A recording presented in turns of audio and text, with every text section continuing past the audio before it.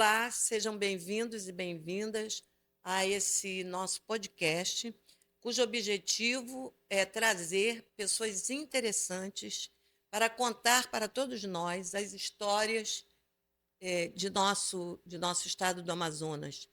São pessoas que certamente contribuíram para o desenvolvimento da nossa cidade. E elas sempre terão histórias e fatos interessantes para contar. Este é dos grandes objetivos que temos ao criar esse podcast, cujo nome é Pode Tudo, porque ele nasce livre, ele nasce ousado para trazer para todos nós os fatos da forma como aconteceram e contados livremente. Inicialmente, eu gostaria de agradecer à Suprema Brigadeiria, cujo endereço mostrarei oportunamente, e que cedeu esse espaço para recebermos a nossa primeira convidada. Eu sou a Nazaré Mota, sou doutora em Ciências Sociais com Política, sou advogada e, principalmente, sou professora universitária, profissão que abracei há mais de 20 anos. Estarei fazendo este programa junto com meu filho, o Guilherme, que considero um dos homens mais interessantes, bonitos e inteligentes do nosso estado. Então, passo a palavra ao Guilherme para que ele se apresente. Obrigado, mãe. Gente, eu sou o Guilherme Gustavo Vasques Mota, eu sou professor universitário na Universidade Federal do Amazonas, sou doutor em Ciências Sociais e sou advogado. Né? Esse é o nosso primeiro episódio do podcast, né? O nome diz muito já sobre nosso objetivo, né? É poder falar sobre tudo de forma livre, e temos esse objetivo de fazer algo diferenciado aqui na nossa região, que é ouvir essas grandes pessoas, essas grandes personalidades que aqui residem, que fizeram história aqui, continuam fazendo história, mas nós precisamos conhecê-las.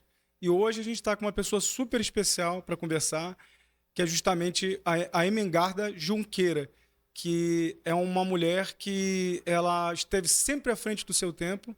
E lá nos idos da década de 70, a gente já podia dizer que, usando uma terminologia atual, mas que na época nem existia, que ela talvez tenha sido uma das primeiras mulheres empoderadas do Amazonas. Emengarda Junqueira. Olá, tudo bem? Primeiro, eu quero agradecer esses dois anjos de amizade, de queridos, que resolveram me nomear uma mulher empoderada. Mas eu estou feliz e honrada ao mesmo tempo de poder fazer parte desse trabalho de vocês. Um trabalho que começa agora com um nome bem sugestivo, o Pode Tudo, é Pode Tudo mesmo, que transmite uma comunicação livre, aberta, atual, bem moderna e feita principalmente por pessoas corajosas, sem dúvida nenhuma, diferentes de tudo aquilo que a gente vê na maioria das pessoas que se escolhem para fazer esse tipo de trabalho. É um trabalho de comunicação, que, aliás, eu gostaria também de destacar aqui quase que o pioneirismo, tenho a impressão que o pioneirismo da Hélida e sua equipe, nesse instituto, talvez instituto, maravilhoso que está fazendo esse trabalho de expandir a comunicação via a modernidade da comunicação tete a tete, cara a cara, face to face. É muito bom isso. Você vê esse adiantamento, esse avanço no tipo de comunicação do Amazonas, que, diga-se de passagem, é a comunicação moderna, atual, é do momento. Não tem coisa mais moderna do que isso. Vê a internet, esse campo aberto de democratização da informação que nos traz as evidências, os fatos, o coloquial, o imaginário, o fictício, traz de tudo para nós, para dentro da gente, para dentro da cabeça, para dentro de casa, formando gerações, formando pessoas, formando tudo isso. Eu fico muito feliz de poder estar com você com você, Guilherme, com você, Nazaré, nesse momento tão importante da vida de vocês. É tão bonito ver isso. Eu estive, antes de vir para cá, eu confesso, que eu andei consultando alguns podcasts brasileiros e principalmente no exterior, os dos Estados Unidos, que são bem, em número bem maiores. Porque lá, claro, né, tem o sentido da comunicação, tem outro fim, tem uma abrangência muito maior, tem uma necessidade muito mais eloquente da população, do país, de tudo. A própria tecnologia se adapta mais a essas circunstâncias todas.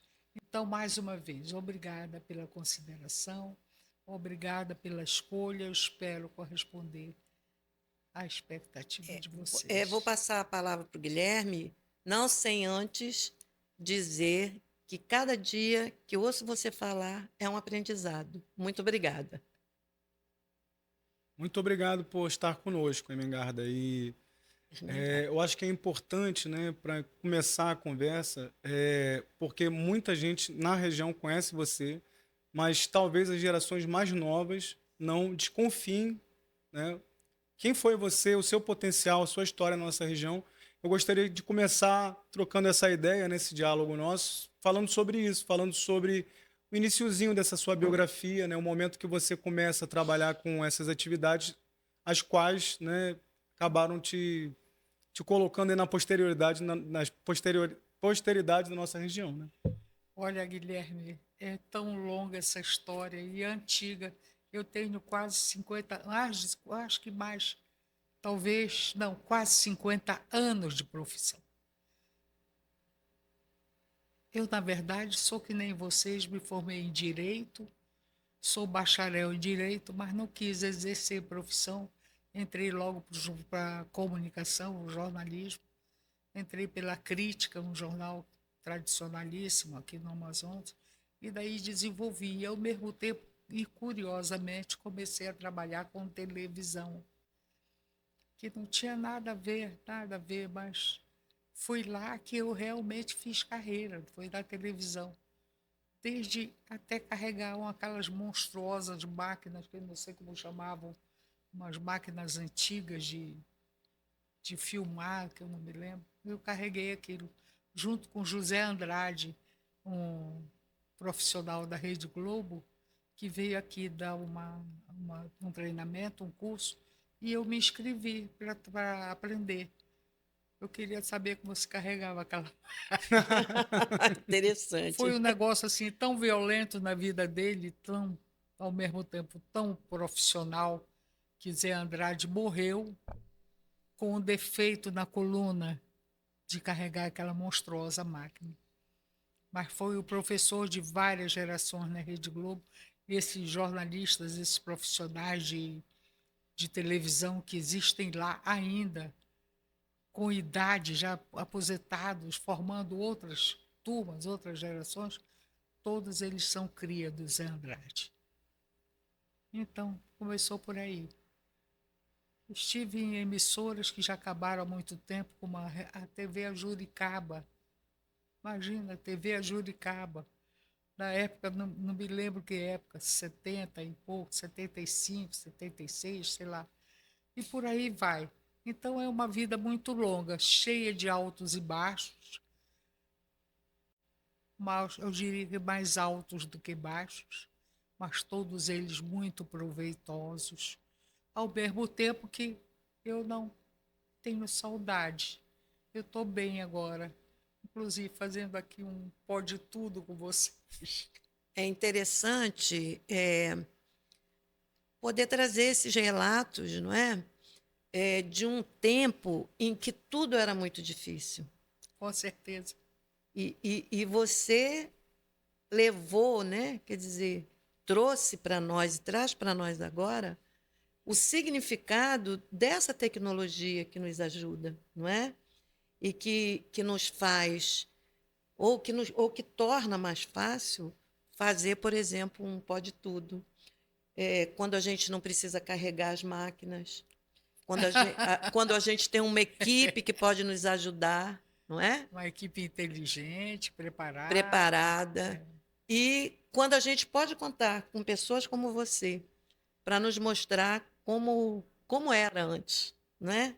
Até para que os jovens valorizem hoje tudo aquilo que recebem, não é? Há uma palavra no que vocês disseram na apresentação, tanto você quanto o Guilherme, que me chamou muita atenção.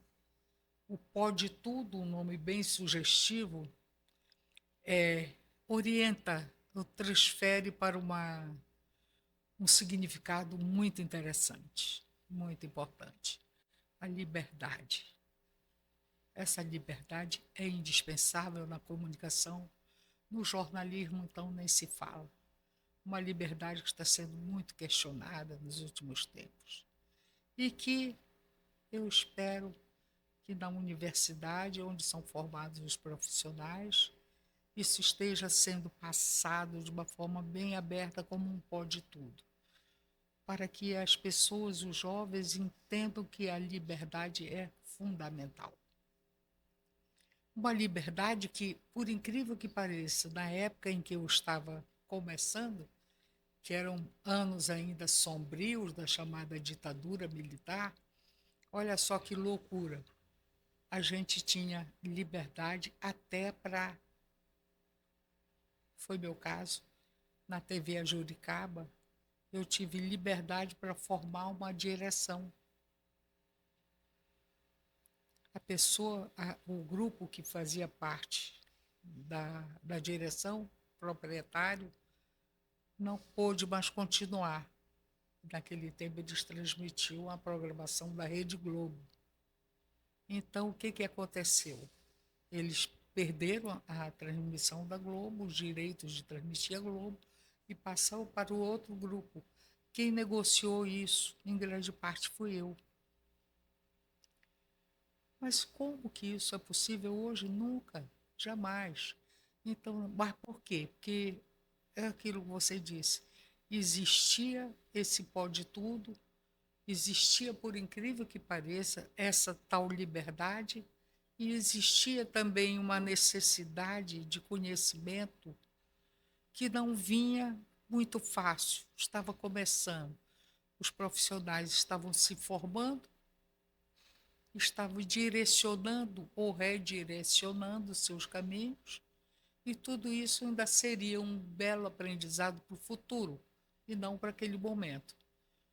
Daí talvez eu concorde com você quando você diz que eu caminhei um pouco à frente. Pode ser, pode ser. Creio que não há a menor dúvida de que você foi à frente do seu tempo, não há a menor dúvida. Guilherme, Você está começando a falar aqui um pouco sobre a tua trajetória, né, na nossa região.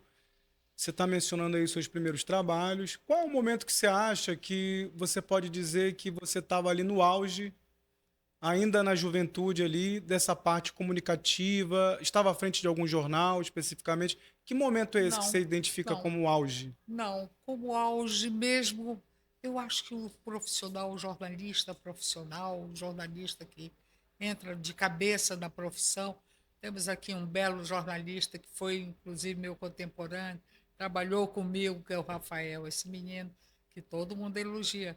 Nega, você vai encontrar o Rafael? Eu disse, vou. Ai, mas que saudade daqueles tempos. Eu disse, pois é. Então, veja bem, o que realmente me dava muita satisfação, eu acho que começou na fase em que eu comecei a escrever, a tomar o sentido das coisas, do fato, a entender a significância, não é o significado, a significância do fato. Contra fatos não há argumentos, e a partir daí exercitar isso.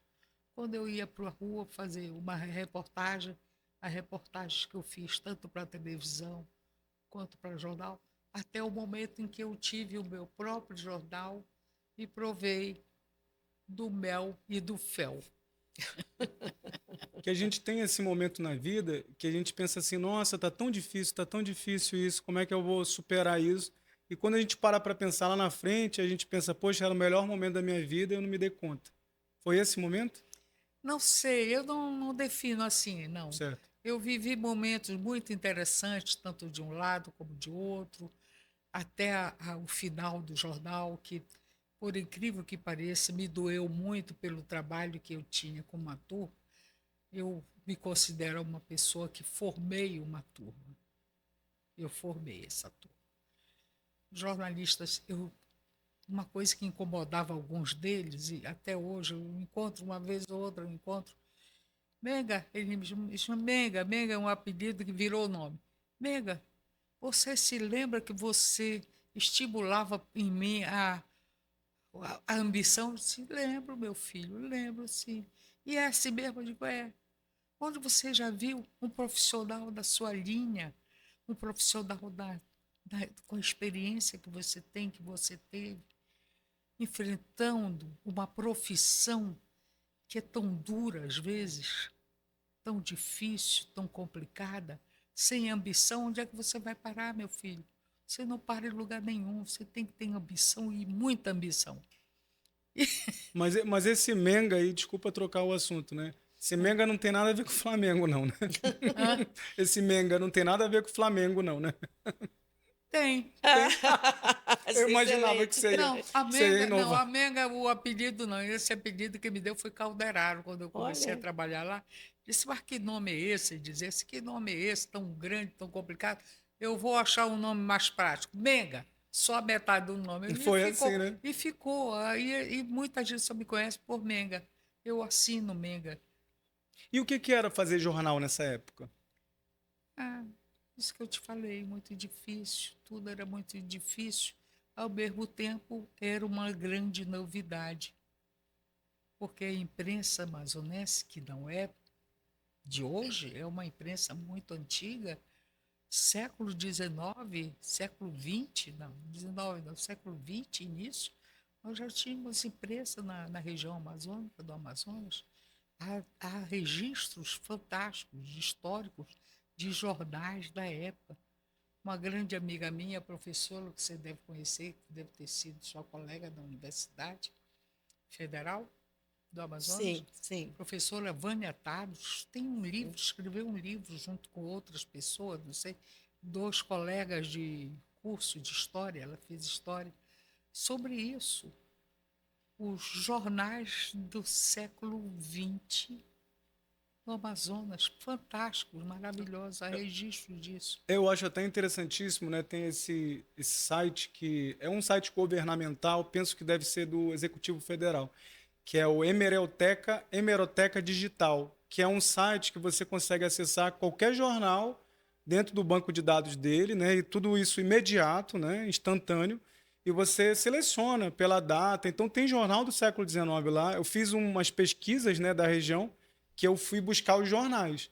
Mas quando eu fui buscar os jornais nessa biblioteca municipal, ela estava interditada. E aí eu falei, bem, aqui eu me dei mal. Mas aí eu descobri esse site, tem um tempo já que ele existe, e aí me chamou a atenção e me surpreendeu ver a quantidade de jornal que existia em Manaus no início É, do tá vendo? século XX. Você pode. Seria a borracha? É. Seria a questão da borracha? Tem a ver, sim, tem a Né? ver. Tem a ver, claro que tem. Foi o momento em que o estado do Amazonas viveu um período de Bela época, né? crescimento, uma Digamos bela assim, né? época, uma bela época. Uma Né? bela época, né? E aí É foi que muito surgiu. interessante isso. Eu andei lendo, não li tudo, não, porque a, a- o, o foco do jornal era um foco voltado para a história, para a economia do Estado, naquele momento em que tudo dependia da borracha. Eu queria fazer aqui uma colocação, e desculpe, Não, mas me lembrando para não me esquecer. Eu cheguei em Manaus em 78. Já vivo aqui, evidentemente, há mais de 40 anos. E eu só me lembro, nessa parte de comunicação, de três mulheres. Isso não é interessante? Eu só me lembro de você, me lembro da Baby Risato e me lembro da Mazé Mourão, que nem morava aqui, né? não. Depois é que ela retornou. E a minha lembrança não passa pelo masculino.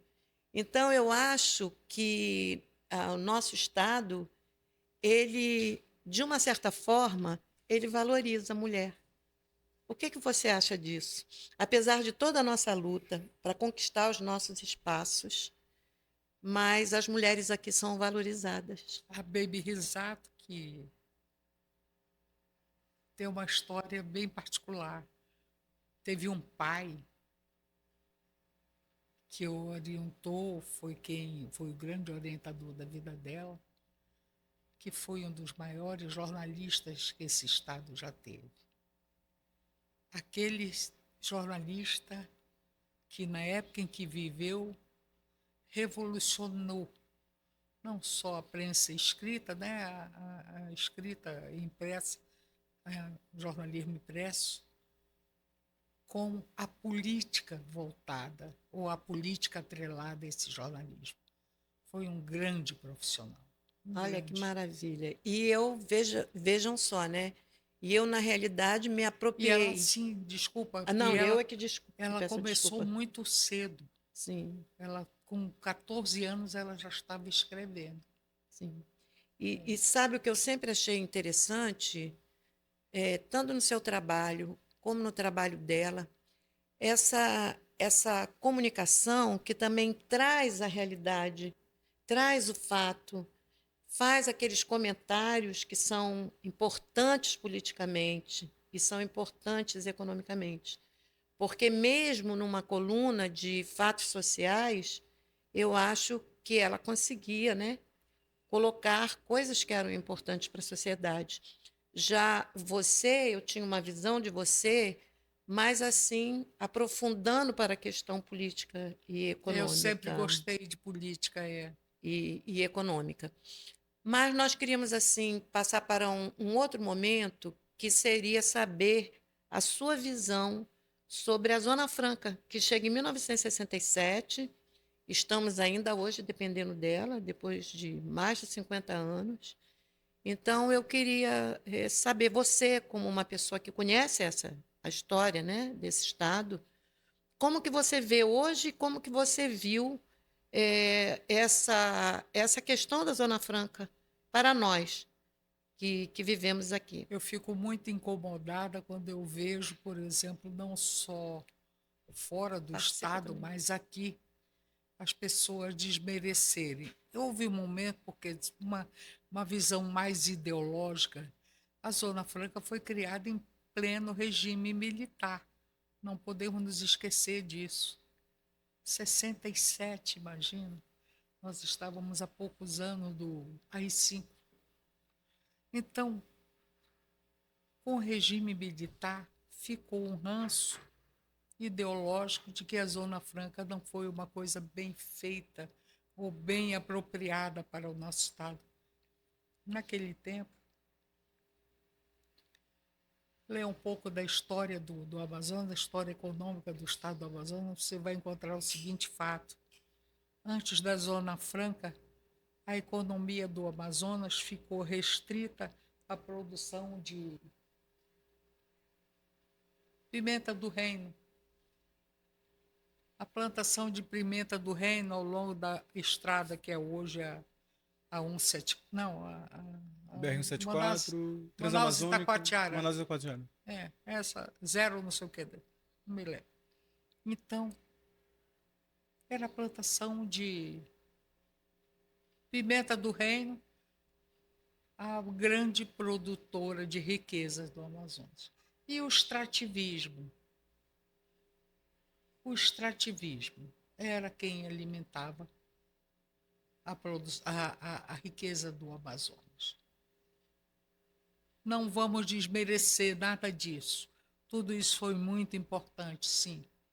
Tanto que sustentou. Mas Manaus, lá por volta do ano 2000, salvo engano, por ali, um pouco para cima, um pouco para baixo, acho que para baixo, tinha 300 mil habitantes. Hoje tem quase 3 milhões, ou já tem 3 milhões, não sei. Então, como desmerecer isso? Foi a Zona Franca, sim, que impulsionou, com muitos erros, não tenha dúvida que com muitos erros, até hoje a gente padece desses erros, Onde é que está a região metropolitana desenvolvida de Manaus, que poderia estar muito bem? Próprio Manaus, está certo que hoje todos os recursos do Amazonas, recursos que vão prover toda a geração de empregos, a produção de riquezas, a indústria, o comércio, tudo vem de lá. Como abandonar essa ideia de que isso não foi bom? Foi. Tem erros terríveis que vêm ao longo da sua existência. O Guilherme é muito novo, Nazaré, mas você deve lembrar. Houve épocas em que a gente falava da Zona Franca e se dizia assim: ah, mas sem a Zona Franca a cidade vive, o Estado vive. Será que vivia? Como Acho ia que pagar? Não tinha como pagar o funcionalismo produzindo pimenta do reino, vivendo na exploração da juta, da castanha, até que roubaram juta, roubaram castanha, roubaram tudo. Sim. Vieram os asiáticos muito espertos, com uma tecnologia de esperteza também, além da sabedoria que eles adquiriram ao longo do tempo, e levaram tudo. E nós ficamos sem. Essa Zona Franca aguentou esse fardo e vem aguentando até hoje. Hoje ela é um peso, um sobrepeso muito pesado, porque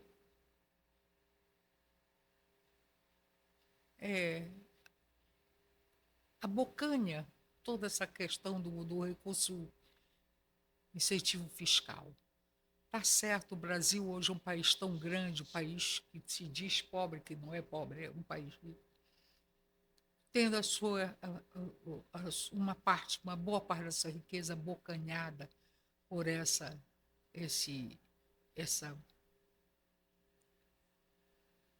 retenção de recursos fiscais. Então, tem que tá aí em curso uma reforma tributária. Eu não sei o que é que vão separar para cá. Eu juro a vocês que eu temo por essa reforma quanto à questão da Zona Franca.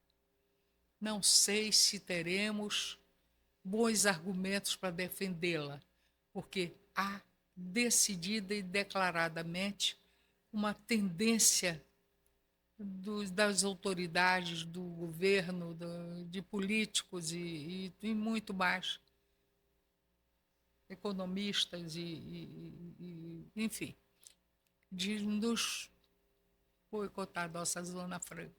Eu tenho medo. Os projetos estão aos pouquinhos diminuindo, rareando, mas ainda assim alguns conseguindo se manter. É verdade. Toda essa sua colocação eu considero muito verdadeira. Eu acho que sem a Zona Franca, esse estado e principalmente a nossa cidade não seria o que ela é hoje. Nós precisávamos da Zona Franca e ainda precisamos. E quando você coloca que existe, vamos dizer assim, é como se fosse um conluio, né, para abocanhar, né, esses incentivos, mandar para outros estados. Quando a gente pensa nisso, a gente pensa de como ficará a nossa cidade. Porque nós vivemos numa cidade e num estado onde nós já temos mais de 4 milhões de habitantes e que, em grande parte, dependem desses incentivos fiscais. Então, eu acho assim, extremamente apropriado o que você está falando. Eu acho que deveria haver assim, um movimento que não fosse um movimento assim de grupo. Ah, vamos os empresários, vamos nos unir. Não, eu acho que seria um grande movimento de toda a população no sentido de lutar por esta Zona Franca. Eu sempre, quando eu penso na Zona Franca, hoje, na atualidade, eu penso na Universidade do Estado do Amazonas. O que seria desta grande universidade do Estado do Amazonas, com tantas pessoas tão preparadas, com tantos pesquisadores em todas as áreas, sem a Zona Franca de Manaus? De onde vêm os recursos exatamente para a sua manutenção?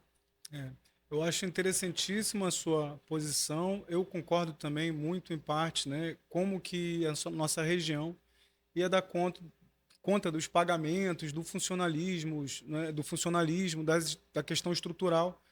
O que eu percebo, né, é que do pouco que eu estudei sobre o assunto, seria o seguinte, né, que eu vejo que a história de Manaus é uma história assim de decadências, né, mas é uma história de assim, fica uma coisa grandiosa e de repente perde tudo. Essa é a impressão que eu tenho. Então, lá na borracha, foi basicamente isso. Então, surge esse Eldorado. Né? Aqui tem como você, né, trabalhar com isso, uma nova oportunidade. Então, pessoas do mundo todo, do Brasil todo, se deslocaram por conta da questão da borracha e vieram para cá. E aí a borracha cresceu, a borracha deu certo, a borracha transformou a cidade de Manaus em uma das cidades mais ricas do mundo em alguns anos, né? Salvo engano, 1914 ou 1907. Sim. E Manaus foi uma das cidades mais ricas do mundo.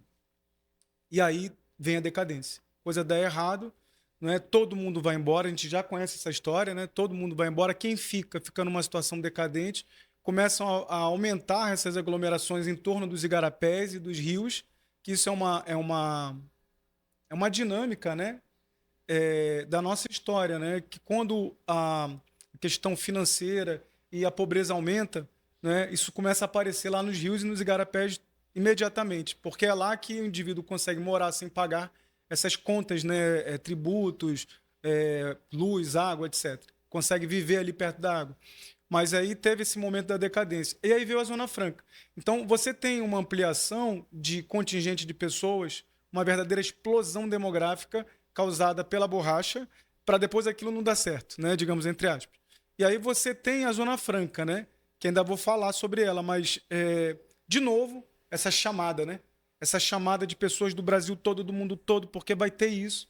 Na época que a Zona Franca surgiu, a gente já estava assim, completamente sobrecarregada a cidade, porque ainda tinham essas pessoas que vinham de outros lugares por causa da borracha, mas que continuaram aqui e a coisa ficou só no extrativismo, que não dava para pagar as contas, né? Aí você tem a Zona Franca, que dá mais uma vez esse boom, né? Explosão demográfica, etc e tal. Mas aí, antes de falar qualquer coisa sobre a Zona Franca, né? Do projeto em si, né? Que não vou me delongar muito nem nada. Mas que eu acho interessante, que me chamou a atenção nesses projetos como Borracha e Zona Franca, como a política local, como as autoridades, elas não se preocuparam em alocar essas pessoas. E aí é onde eu vejo o problema desses ciclos, né? Que chama muita pessoa para cá, do mundo todo, do Brasil todo, vem para cá, e aí de repente parece que aquele município, aquele estado não está muito interessado em alocar essas pessoas. E quem consegue, né, uma oportunidade ali, desenvolve, mas a grande maioria, né, porque não consegue todos, né? É um funil. A grande maioria fica sem ter muitas vezes onde morar. E aí vi que a Zona Franca, claro, ela teve essa grande importância para a nossa região, mas é também um momento em que acontece um problema urbanístico, né, que é da cidade flutuante, né, um bairro, um semi-bairro que existiu aqui, que ficava ali perto da Praça dos Remédios, perto do porto, de pessoas que se aglomeravam, ribeirinhos, para morar ali. E lá na égide, né, digamos assim, no alto do governo militar, né, eles tiveram essa decisão de colocar essas pessoas, expulsar essas pessoas. E aí a gente tem todos esses bairros hoje, né, tradicionais ao redor do centro, que são invasões, não é? Então, assim, claro que do ponto de vista do hoje, a Zona Franca poderia ser algo equivocado, né? Porque a gente está num lugar que é a Amazônia, que é um lugar que é meio ambiente, não é? E aí eles trazem um polo industrial para cá, né? Ou seja, uma coisa que contamina os mananciais, que é a indústria, né? Tem química. Então, talvez não fosse o lugar mais adequado, mas a gente sabe que era um outro tempo, era uma outra realidade, e o objetivo realmente era expandir essa área aqui e ocupá-la, né? Que era justamente o lema dos militares também, era ocupar para não perder. Olha, essa questão é curiosamente. Tudo isso aconteceu de uns tempos para cá em razão de um fator essencial: políticas públicas, tanto do governo federal como local. Eu pergunto a você, que fizeram os governos do Estado ao longo desses anos todos, que não pensaram em uma economia alternativa ou substituta ou equivalente para disputar com a Zona Franca, o predomínio, o carro-chefe da economia amazonense. Onde estavam esses governos? Achavam que a Zona Franca ia ser eterna, que não ia acabar nunca. O café acabou, meu filho. O café teve o seu boom. A castanha teve o seu boom. A juta teve o seu boom. O guaraná teve o seu boom. Todas as plataformas econômicas, todas. O minério lá das Alterosas, tudo, meu filho. A área sul do país, você imagina o estado mais desenvolvido que Santa Catarina e que Rio Grande do Sul. As coisas são cíclicas, elas vão acabar. E por que não se pensou aqui numa economia alternativa? O que foi que se pensou? Nada. Ninguém pensou nada. Hoje, aconteceu um negócio muito sério. Eu me lembro que quando eu estava escrevendo no jornal A Crítica, eu tive a curiosidade de, certa vez,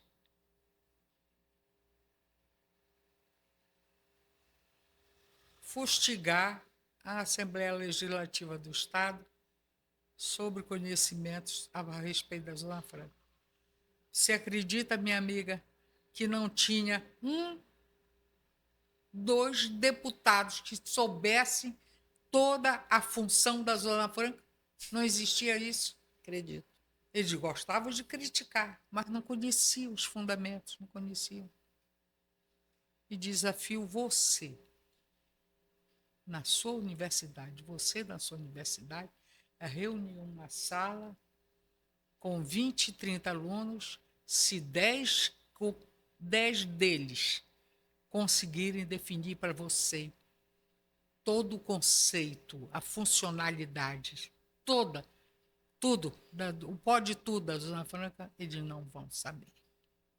Porque ninguém passou para eles isso. Você sabe que... Então não tem, meu amor, não tem, sabe? Isso não foi expandido da forma que era preciso. Como, por exemplo, teríamos, no caso, o turismo, né? A gente tem um turismo, a gente tem uma região maravilhosa, só que o turismo, né? Desculpa a minha opinião, não sou turismólogo, né? Mas é só uma percepção que eu tenho, que você só tem um turismo de floresta aqui. Você chega aqui, aí fica um pouco, vai no Teatro Amazonas, vai em alguns, né, alguns poucos prédios, né, ali daquela época da Belle Époque, né, vai na Ponta Negra, acabou. Aí, por exemplo, o turismo, digamos que de massa, esse do gringo que vai pescar, que vai para o meio da floresta, porque ele quer esse tipo de turismo, né, diferente do que ele tem na realidade lá no local onde ele mora.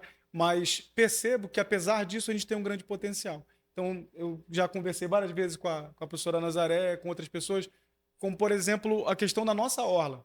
Imagina, a gente tem 40 quilômetros de orla, não é? A gente tem uma cidade que parece uma ilha, né, pela metade, porque metade dela é toda diferente para um rio. Mas a gente não consegue sequer ver o rio, né, Menga, né? A gente não consegue nem sequer ver o rio. A gente passa ali e não vê. Parece que tem locais que dá para ver, mas as próprias pessoas que estão lá, né, na beira do rio, elas colocam muros. Então a gente não tem nem acesso, né? Isso traz um estranhamento para você também? Traz. Não sei se vocês chegaram alguma vez a ler, a ter informação sobre a produção literária de Eduardo Ribeiro. Sim, já tive informação, mas confesso que Já não... li algumas coisas, um pouco. Você lê? A produção literária, a produção de modo geral. Eduardo Ribeiro foi autor dos projetos iniciais de urbanização da cidade de Manaus. Ele projetou casas muito interessantes, apropriadas para o verão, para o calor daqui, na época que não era tão grande assim. Inclusive com partes de baixo, né, da casa, Sim, tinha aquela parte de ventilação. Os purões, né? os famosos purões. Os famosos purões. E olha lá, que coisa mais interessante. Também projeto perceptível sobre o fato de Manaus estar de costa para o Rio. É verdade. As pessoas realmente comentam Eu muito penso isso, sabe? A gente tem um potencial de turismo aqui dentro da cidade. É. Né? Veja bem, isso em Eduardo Ribeiro, quantos séculos já, Sim. não é? Quer dizer, então, meu filho, vamos juntar essas miudezas todas e vamos chegar onde a gente não queria chegar, que é o fundamento de toda essa decadência. Talvez não digo toda, mas de algumas partes da decadência. Então, hoje, a Zona Franca representa esse cobertor, essa manta, Sim. é um cobertor, uma manta, para Você sabe que... esconder da gente. Tempo. Só fazer uma observação, né? Você sabe que eu acho interessantíssimo aqui uma poesia do Aldísio Filgueiras, que é Filgueiras, que é o Aiditi Manaus. E sempre me marcou muito, chamou a atenção essa parte da poesia que ele fala assim: Manaus alimenta seus filhos com lixo, mas veste luxo. E aí eu acho que é onde que está, onde eu identifico, né, essa questão de como esses ciclos surgem, né? São muito promissores, chamam muitas pessoas para cá. Então, Manaus veste luxo. Por quê? Porque ele está lá na borracha, é Belé, porque está na Zona Franca, recebe muitos subsídios, veste luxo. Mas alimenta os filhos com lixo. Porque sempre acaba em decadência, sempre não alimenta todos, né? Sempre poucos são favorecidos. Né? Sim. Guilherme, eu queria falar que nós temos que ter outro programa contigo. Porque o nosso tempo vai se esgotando e nós tínhamos ainda tanta coisa, Menga, para conversar com você. E de imediato te convido para um próximo programa. Tá bom? Não o subsequente. A gente tem tempo mas ainda? Como é que... pouquíssimo tempo. Que é o quê? 20 minutos? Não, temos 5 minutos, 15 minutos. 15 minutos. E eu queria muito, eu acho muito interessante a sua colocação, sei que é um projeto seu, né, que seria, mas que você, na realidade, acabou arquivando, que seria a questão da orla, A democratização dos espaços da orla. Na verdade, ele nunca pensou naqueles espaços que nós sabemos que jamais serão ocupados. Ele sempre pensou em outros espaços que são mais periféricos, mas que seriam uma grande contribuição para aquelas pessoas que ali estão, não só em termos econômicos, né? Mas também de ter acessar o meio ambiente, de ver, né? Eu moro na floresta, mas não tenho a floresta. Eu moro na floresta, mas não vejo o rio. Eu moro na floresta, mas cadê a floresta? Eu estou aqui dentro da floresta, sou banhado pelo Rio Negro. Vamos tomar um banho ali? Aí você chega, tem um muro. Agora, assim, né? Tendo em vista o tempo, eu queria só assim fazer... Não deixar de perguntar algumas coisas importantes. Uma coisa que eu considero importante, a sua opinião, é a comunicação na política. Como que você enxerga isso hoje? Não é? E como que você via antes? E quero te dizer uma coisa, porque você sempre fala assim, Menga, os fatos, né? Os fatos estão aí. Eu acho que o fato é algo essencial para o jornalista, mas o fato também é essencial para o direito. Né? Nós temos a trilogia do Miguel Reale, que ele exatamente diz isso. Fato, valor e norma. Então, quando você fala do fato, você está falando de valor, porque, a meu ver, cada fato identifica um momento em que nós estamos vivendo socialmente.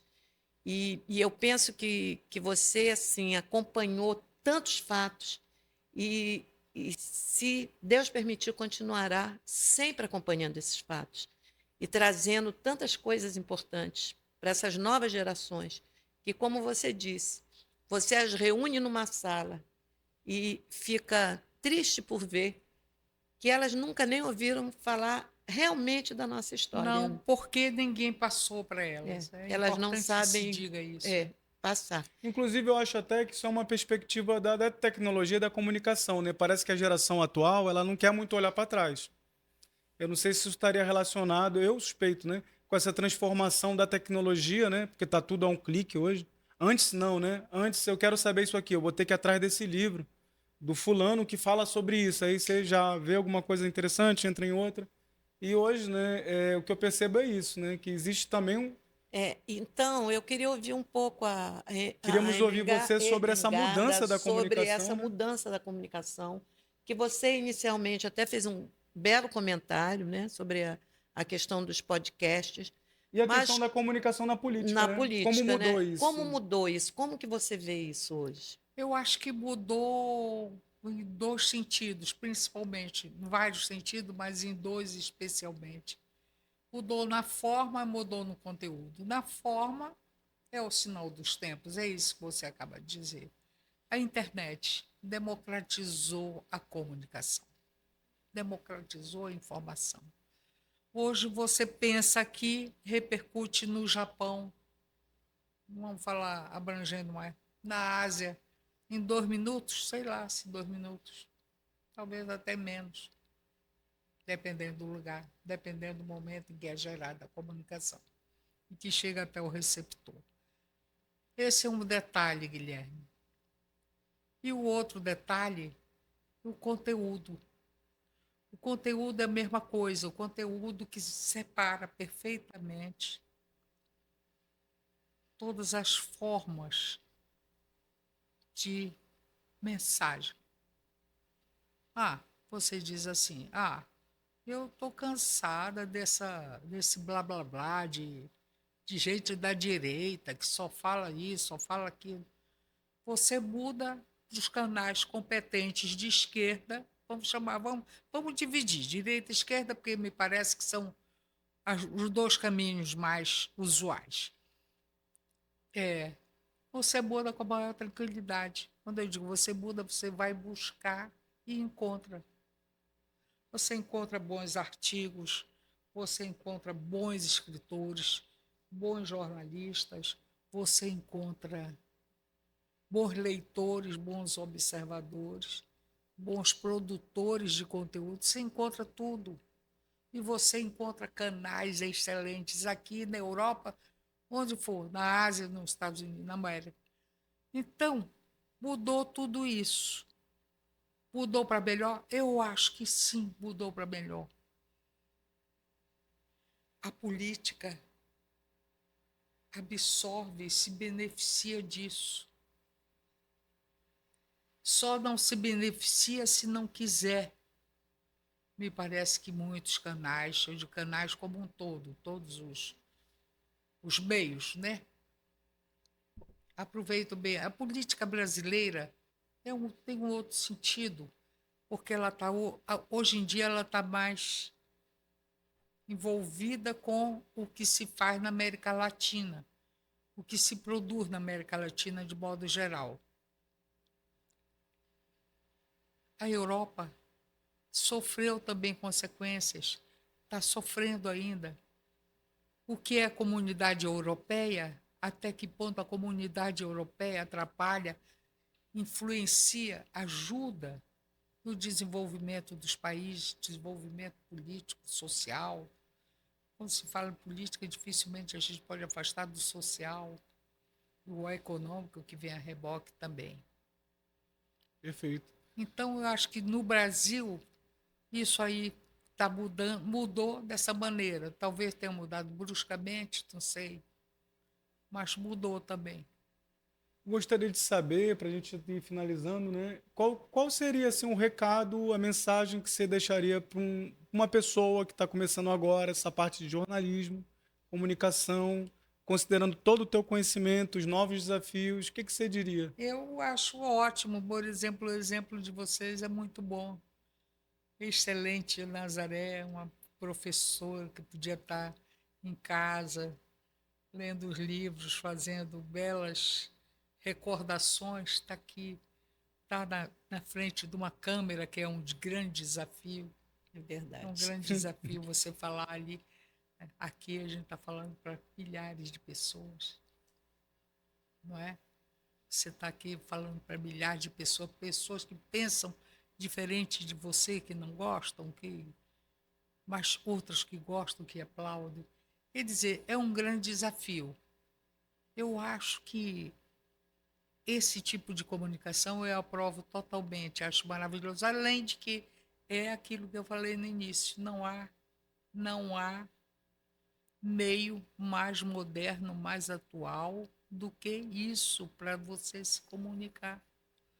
E repare que em todas as áreas de pensamento, o Pode Tudo vai trazer ideias, pensamentos, pessoas que vão falar de diversos assuntos, da Zona Franca, da comunicação, não sei de que, papá.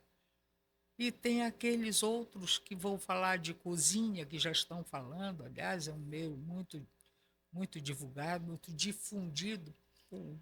falando de culinária, falando das oportunidades de emprego. O outro que vai falar de medicina, saúde natural. Os,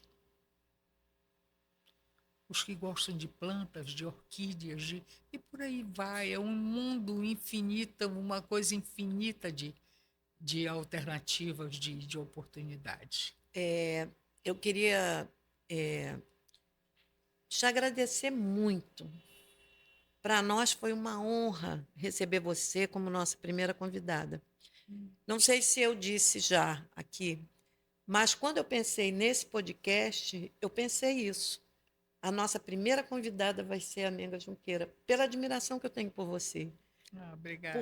Exatamente porque eu vi em você isso que a gente hoje difunde, que a mulher precisa ter o poder de ser, que é exatamente o empoderamento. E você teve isso numa época que nem se pensava nisso.